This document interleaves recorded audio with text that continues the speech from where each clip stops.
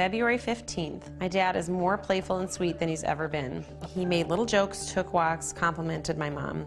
Is it at all possible that this Alzheimer's thing will provide gifts? I'm worried that we are currently in the honeymoon phase. My mom seems okay. She's dealing because that's what she does. He's definitely deteriorating, but yet right now, just for the present, in this moment, he's kinder and more gentle than ever before.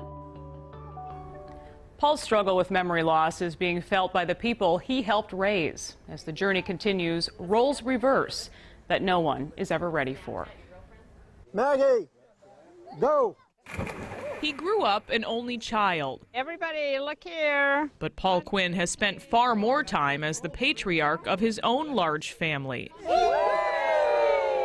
For nearly a year and a half, we've watched them navigate the new waters Paul always feared, with a family history of Alzheimer's disease. I want you to start with the number 100 and count backward for me by sevens. At Paul's most recent checkup, 72, 65, 58. Doctors take note of his lasting cognitive skills. Tell me the date today. April the 30th. And what year? Still, there are signs of decline. 2000 and... These seem like kind of trivial things but when they add up throughout the day, 12. It's hard to watch because you realize that he literally has lost time. Everybody smile. Right now, what weighs heavy on the minds of Paul's family is the possibility of a quick slide in his condition. Then it won't be my dad anymore. That will be hard. Right now, he's like a kinder, gentler version of my dad. February 15th. His youngest daughter, Katie, keeps a journal. My dad is more playful and sweet than he's ever been. Whoa! To chart all the changes. Is it at all possible that this Alzheimer's thing will provide gifts? And record even the silver linings along the way. I think we all are bracing for it to be kind of a long, awful journey.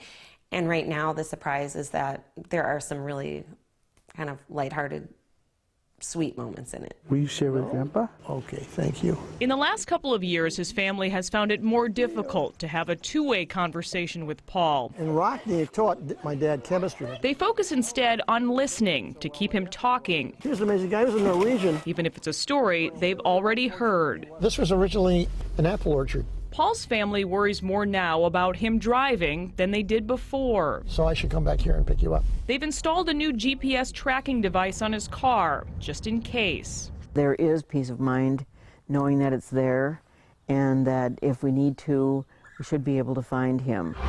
The kids have tried to divide duties as a way to help their mom pilot this progressive disease. I'm sure every adult with aging parents goes through that. Those moments of like, I really want to just see you as this strong, capable father. I don't really want to think about how things are going to be for you in the next few years. I have the feeling it's kind of stabilized. Doctors think for the most part, Paul's disease is progressing slowly. I'm worried that we're currently in the honeymoon phase. Allowing a family more time to prepare for more difficult days ahead. A little bit scared and a little bit worried all the time because it's the unknown. How's this story going to end? Paul's driving seems to be his family's biggest fear right now. His condition took a scary turn during a once familiar drive.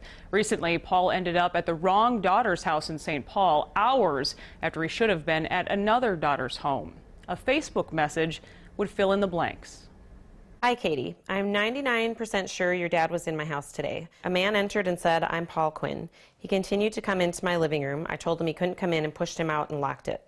He watched me through the window for a while before leaving and driving off in a red car. That woman searched Paul's name online and found WCCO stories about his battle with memory loss. She sent a Facebook message to Paul's daughter, Katie, telling her what happened.